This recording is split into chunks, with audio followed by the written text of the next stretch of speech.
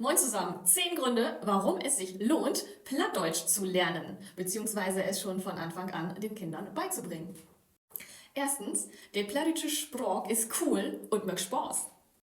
Zweitens, zwei Sprachen sind mehr als ein und macht us rik. Drittens, in unserer Region schnackt noch viele Lü Plattdeutsch.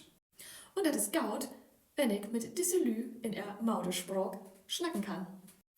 Viertens, die 70% von den Menschen auf der Welt schnackt mehr als eine Sprache.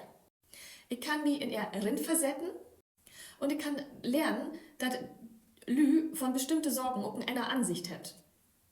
Fünftens, viele Sorgen, zum Beispiel, ob wenn mal Streit gibt, kannst auf Plattdeutsch einfach viel besser ausdrücken, so dass das auch nicht wehtut. Schimpfen zum Beispiel.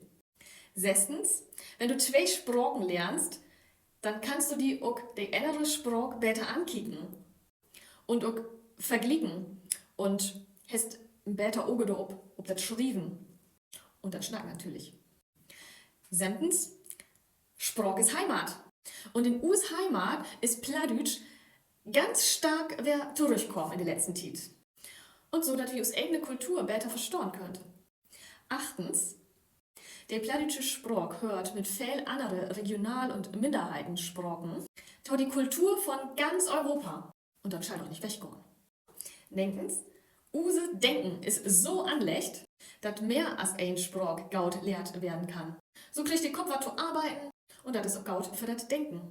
In allen Belangen, auch in Englisch. Teils, platt ist wer in.